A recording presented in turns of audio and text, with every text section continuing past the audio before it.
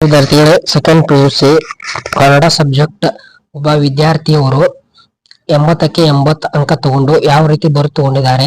So ಮೊದಲು 79 ತಗೊಂಡಿದ್ದಾರೆ, 79. ಅದಾದ ನಂತರ ಅವರು ರಿವ್ಯಾಲ್ಯೂಯೇಷನ್ ಹಾಕಿ ಔಟ್ ಆಫ್ 80 ಆಗಿದೆ, 80 ಔಟ್ ಆಗಿದೆ. ಸೊ ಯಾವ ರೀತಿ ಒಂದು ಬರೆದು ತಗೊಂಡಿದ್ದಾರೆ, ಅವರು ಯಾವ ಶೈಲಿಯಲ್ಲಿ ಬರೆದಿದ್ದಾರೆ ನೋಡೋಣ. ಎಲ್ಲದಕ್ಕಿಂತ ಮೊದಲು ಸ್ಟಡಿ ವಿತ್ ನಿಂಗು ಚಾನಲ್ ಯಾರು ಸಬ್ಸ್ಕ್ರೈಬ್ ಮಾಡ್ಕೊಂಡಿಲ್ಲ ಬೇಗ ಸಬ್ಸ್ಕ್ರೈಬ್ ಮಾಡ್ಕೊಳ್ಳಿ, ಪಕ್ಕದಲ್ಲಿರೋ ಬೆಲ್ ಐಕನ್ ಆನ್ ಮಾಡ್ಕೊಳ್ಳಿ. ಸೊ ಮೊದಲು ನೋಂದಣಿ ಸಂಖ್ಯೆ ನೀವು ಕರೆಕ್ಟ್ ರಿಜಿಸ್ಟರ್ ನಂಬರ್ ಹಾಕಬೇಕು. ಅದಾದ ನಂತರ ಡೇಟ್ ಹಾಕಬೇಕು. ಅದಾದ ನಂತರ ಅವ್ರ ಬುಕ್ಲೆಟ್ ನಂಬರ್ ಅವರೇ ಕೊಟ್ಟಿರ್ತಾರೆ. ಮಾಧ್ಯಮ ಹಾಕಬೇಕು, ಆಮೇಲೆ ವಿಷಯ ಹಾಕಬೇಕು, ಸಬ್ಜೆಕ್ಟ್ ಕನ್ನಡ, ಆಮೇಲೆ ವಿಷಯ ಸಂಕೇತ. ಆದ ನಂತರ ನೀವು ಎಷ್ಟು ಪೇಜ್ ಬರ್ದಿದ್ದೀರ ಲಾಸ್ಟ್ನಿಗೆ ಹಾಕಬೇಕು. ಆಮೇಲೆ ಇಲ್ಲಿ ಸೈ ಮಾಡಿಸ್ಕೋಬೇಕು. ಸೊ ಅವರು ಮಾರ್ಕ್ಸ್ ಈಗ ಕೊಟ್ಟಿದ್ದಾರೆ, ಒಂದು ಅಂಕದ್ದು ಟೋಟಲ್ 80 ಅಂಕ ಆಗಿದೆ. ಸೊ ವಿಭಾಗ ಮೊದಲನೇದು ನಿಮ್ದು ಏನು ಫಿಲ್ ಇನ್ ದ ಬ್ಲಾಂಕ್ಸ್ ಇರುತ್ತಲ್ಲ, ಅದು ಯಾವ ತರ ಅಂತಂದ್ರೆ ಕ್ವಶನ್ ಹಾಕಿ, ಒಂದನೇ ಆಪ್ಷನ್ ಹಾಕಿ ಈ ಪ್ರಮಾದವನದಲ್ಲಿ, ಎರಡನೇದು ಆ ಅಂಧಕನ ಅಂತಂದ್ರೆ ಇವರು ಈ ವಿದ್ಯಾರ್ಥಿ ಒಂದೇ ಪೇಜ್ ನಲ್ಲಿ 10ಕ್ಕೆ 10 ಬರೆದಿದ್ದಾರೆ. ಸಾಲ್ಕ ಒಂದ್ ಲೈನ್ ಹಿಡಿದು ಬರ್ದಿಲ್ಲ, ನೀಟ್ನೆಸ್ ಆಗಿ ಬರ್ದಿದ್ದಾರೆ. ಸೊ ನಿಮ್ಗೆ ಯಾರು ಸೂಪರ್ವೈಸರ್ ಚೆಕ್ ಮಾಡಕ್ ಬರ್ತಾರಲ್ಲ, ಅವ್ರು ನಿಮ್ ಪೇಪರ್ ನೋಡಿ ಖುಷಿ ಆಗ್ಬೇಕು, ಇಂಟ್ರೆಸ್ಟ್ ಬರೋಂಗ ಆಗ್ಬೇಕು. ಸೊ ನೀಟ್ನೆಸ್ ಬರ್ರಿ, ಲೈನ್ ಬಿಟ್ ಲೈನ್ ಬರ್ರಿ. ಸೊ ಅಕ್ಷರ ದುಂಡಾಗಿ ಬರ್ರಿ, ಘಾಟ್ ಹಾಕಕ್ ಹೋಗ್ಬೇಡಿ ಯಾವುದೇ ಕಾರಣಕ್ಕೂ.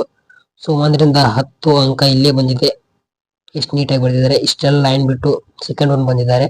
ಇಲ್ಲಿ ಬಿಟ್ಟ ಸ್ಥಳ ವಾಲ್ಪೈರ್ಗೆ ಬಂದ ಬ್ರಿಟಿಷ್ ಪ್ರಜೆ ಡ್ಯಾಶ್ ಕಾರ್ವೆರ್ ಮಾರ್ಷ್.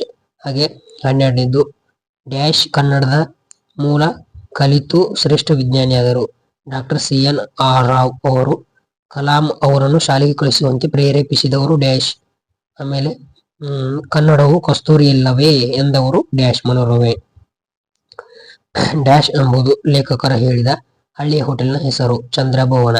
ಸೊ ಇಲ್ಲಿ ಒಂದೇ ಪೇಜ್ ಅಲ್ಲಿ ಇದು ಅರ್ಧ ಪೇಜ್ ಮಾಡಿದ್ದಾರೆ, ಇನ್ನೊಂದು ವಂದಿಸಿ ಬರೆದಿದ್ದಾರೆ. ಜಾಲಿಯ ಮರದಂತೆ ಹಬ್ಬಳ್ಳಿ ಅವರ ರಸಬಲ್ಲಿ ಶಿಲುಬೆ ಏರಿದ್ದಾನೆ ಅತಿ ಚಿತ್ತ ಮತ್ತು ಆಮೇಲೆ ಒಮ್ಮೆ ನಗುತ್ತೇವೆ ಬರೆದವರು ಒಂದ್ ಪೇಜ್ ಅಲ್ಲಿ, ಇವರಿಬ್ಬರದು ಇಲ್ಲಿ 10 ಅಂಕ. ಸೊ ಇಷ್ಟು ನೀಟ್ನೆಸ್ ಆಗಿ ಬರೆದಿದ್ದಾರೆ, ಯಾವುದೇ ಗಿಜಿ ಮಾಡಿಲ್ಲ. ಇನ್ನು 2 ಅಂಕ ಕಡೆ ಬಂದ್ರೆ ರಾವಣನ ಮುಂದೆ ಮುಂಗಾರಿನ ಸಿಡಿಲು ಆರ್ಭಟವನ್ನು ಮಾಡುತ್ತಾ ಯಮನು ನಾಲಿಗೆಯನ್ನು ಚಾಚಿ ಬಂದ ಬಹುರೂಪಿಣಿ ವಿದ್ಯಾದೇವತೆಯು ಲಕ್ಷ್ಮೀಧರನು ಹಾಗೂ ಚಕ್ರಧರನು ಆದ ಲಕ್ಷ್ಮಣನನ್ನು ಮತ್ತು ಚರಮಧಾರಿಯಾದ ರಾಮಸ್ವಾಮಿಯನ್ನು ಬಿಟ್ಟು ಉಳಿದವರನ್ನು ಕ್ಷಣ ಮಾತ್ರದಲ್ಲಿಯೇ ಜೀವ ಸಹಿತ ಬಿಡುವುದಿಲ್ಲ ಎಂದು ಹೇಳಿತು. ಈ ತರ ಬರೆದಿದ್ದಾರೆ. ಇದಕ್ಕೆ 2 ಅಂಕ. ನೀಟಾಗಿ ಸ್ಕೇಲ್ ಕೂಡ ಹಾಕಿದ್ದಾರೆ, ಅವ್ರು ನೋಡಬಹುದು. ಇಲ್ಲಿ ಆ ವಿಭಾಗ ಅಂತ ಹಾಕಿ, ಕ್ವಶನ್ ನಂಬರ್ ಸೆಕೆಂಡ್ ಅಂತ ಹಾಕಿ 21 ಹಾಕಿ ಇಲ್ಲಿ 2 ಅಂಕ. ಹಾಗೆ ನೋಡ್ಕೊಳ್ಳಿ, ಇಲ್ಲಿ 2 ಅಂಕ.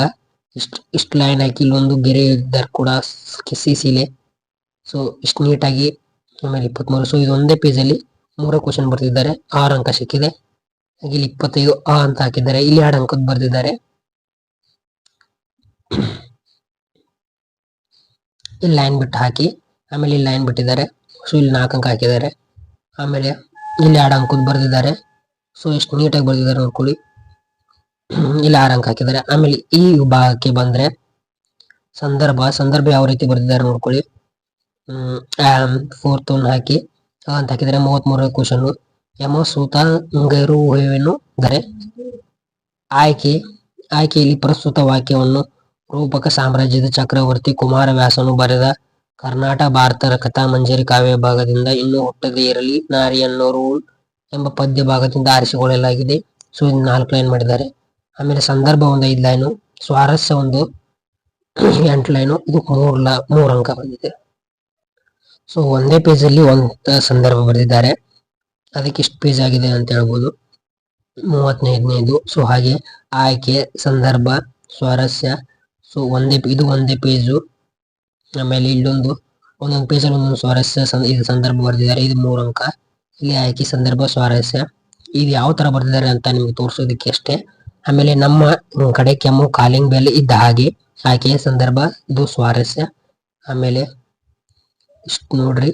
ಆಮೇಲೆ ಇಲ್ಲಿ ಲೆಂದಿ ಆನ್ಸರ್ಸ್ ಇಲ್ಲಿ ಬರ್ತವೆ 40ನೇ ಕ್ವಶನ್ ಅಲ್ಲಿ. ಇದನ್ನ ಯಾವ ರೀತಿ ಬರೆದಿದ್ದಾರೆ ಅಂತ ನೋಡಿ. ಇಲ್ಲೊಂದು 4 ಲೈನ್ ಬರೆದು ಪ್ಯಾರ ಮಾಡಿ, ಆಮೇಲೆ ಫಸ್ಟ್ ಆ ಕ್ವಶನ್ ಯಾವ ಪಾಠದಲ್ಲಿ ಬಂದಿದೆ ಅಂತ ಬರೆದವ್ರು ಯಾರು, ಅಂಡರ್ಲೈನ್ ಕೂಡ ಮಾಡಿದ್ದಾರೆ. ಅಂಡರ್ಲೈನ್ ಈ ರೀತಿ ನೀವು ಮಾಡಲೇಬೇಕು. ಆಮೇಲೆ ಕುತ್ರ ಏನು ಮನೆ ಬರೆದು ಇಷ್ಟು ಬರೆದು 4 ಅಂಕ ಕೊಟ್ಟಿದ್ದಾರೆ. 4 ಅಂಕದ ಪ್ರಶ್ನೆ ಇವು.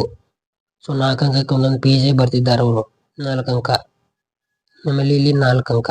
ಸೊ ಇಲ್ಲಿ ಇದೇ ಅವ್ರದ್ದು 79 ಏನು ಬಿದ್ದಿತ್ತಲ್ಲ, ಇಲ್ಲೇ ನೋಡಿ ಅವ್ರು ಮೊದಲು 3 ಅಂಕ ಹಾಕಿದ್ರು, ಈ ಕಡೆ ತಿದ್ದುಪಡಿ ಆದ ನಂತರ ರಿವ್ಯಾಲ್ಯೂಯೇಷನ್ಗೆ 4 ಅಂಕ ಬಂದಿದೆ. ಸೊ 3 4 ಅಂಕ ಆಗಿದೆ. ಆಮೇಲೆ ಶಿವೇಗೌಡರ ಸಾಮಿಲಲ್ಲಿ. ಸೊ ನೀವು ನಿಮ್ಗೆ ಇನ್ನೊಂದು ಇಂಪಾರ್ಟೆಂಟ್ ಏನಂತಂದ್ರೆ, ನೀವು ಎಕ್ಸಾಮಲ್ಲಿ ಬರೆದ್ಬಿಟ್ಟು ಈಗ ನಾನು ಬರ್ತೆ ನೋಡಿ ಶಿವೇಗೌಡ ಅಂತ ಒಂದು ಲೈನಲ್ಲಿ ಬರೆದ್ರೆ ಅದನ್ನ ಗಾಚ್ ಗೀಚ್ ಹಾಕ್ಬೇಕಂದ್ರೆ, ನೀವು ಗಾಟ್ ಹಾಕ್ಬೇಕಂದ್ರೆ ಈ ರೀತಿ ಹಾಕ್ತೀರಾ. ಸೊ ಇದು ಪೂರ್ತಿ ತಪ್ಪು, ಈ ರೀತಿ ಮಾಡಲೇಬಾರ್ದು. ಸೊ ಜಸ್ಟ್ ಒಂದು ಲೈನ್ ಎಳಿಬೇಕು. ಹೇಗಂತಂದ್ರೆ ಇಲ್ಲಿ ಹೇಳ್ತಿದ್ದಾರೆ ನೋಡಿ ಅವರು, ಶಿವೇ ಒಂದು ಲೈನ್ ಇದೆ ಅಂತ ತಿಳ್ಕೊಳ್ಳಿ, ಇದು ನಿಮಗೆ ತಪ್ಪಾಗಿದೆ. ಸೊ ನೀವು ಹಿಂಗಾದ್ರೂ ಒಂದೊಂದು ಲೈನ್ ಹೇಳಿರಿ, ಇಲ್ಲ ಒಂದೊಂದು ಅಕ್ಷರ ಹಿಂಗೆ ಇಷ್ಟಾದ್ರೂ ನಡೆಯುತ್ತೆ, ಅಥವಾ ಇಷ್ಟೇ ಎರಡು ಲೈನ್ ಹೇಳಿದ್ರು ನಡೆಯುತ್ತೆ. ಸೊ ಈ ತರ ಘಾಟ್ ಹಾಕ್ಬೇಕು, ಇದೊಂದು ತಿಳ್ಕೊಳ್ಳಿ. ಆಮೇಲೆ ಇದಕ್ಕೆ 4 ಅಂಕ ಕೊಟ್ಟಿದ್ದಾರೆ. ಆದ ನಂತರ ಇಲ್ಲಿ ಗ್ರಾಮರ್ ನೋಡಿ 49. ಹುಸಿ ನಿದ್ದೆ ಹುಸಿ, ಗಟ್ಟಿ ಪಾದ ಗಟ್ಟಿ, ಬೆಳ್ಳಿ ಲೋಟ ಬೆಳ್ಳಿ, ಇಲ್ಲಿ 2 ಅಂಕ ಕೊಟ್ಟಿದ್ದಾರೆ. 55. ಬಲ್ಲವರಿಂದ ತೃತೀಯ, ಮೊಮ್ಮಗಳನ್ನು ದ್ವಿತೀಯ. ಆಮೇಲೆ ತಿಮ್ಮಪ್ಪನವರಲ್ಲಿ ಸಪ್ತಮಿ. ಆಮೇಲೆ ನಲಿಯುತ್ತಾ ನಲಿ, ಓಡು ಬರೆಯುವುದು ಬರೆ.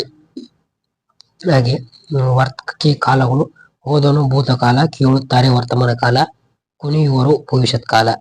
54ನೇದು ಅಲಮಾರು, ಹಾಗೆ ಕೇಕು, ಕಾರ್, ಚೌದರ್, ಇದು ಅನ್ಯದೇಶಿ ಪದಗಳು 2 ಅಂಕ. ಆಮೇಲೆ ಇಲ್ಲಿ ಪತ್ರ ಯಾವ ರೀತಿ ಬರೆದಿದ್ದಾರೆ ನೋಡಿ. ಫಸ್ಟ್ ಪತ್ರದ ನಂಬರ್ ಹಾಕೊಳ್ಬೇಕು ಮೇನು, ಅದ ನಂತರ ದಿನಾಂಕ ಹಾಕ್ಬೇಕು, ಅಲ್ಲಿ ಯಾವ ದಿನಾಂಕ ಕೊಟ್ಟಿರ್ತಾರೆ ದಿನಾಂಕ,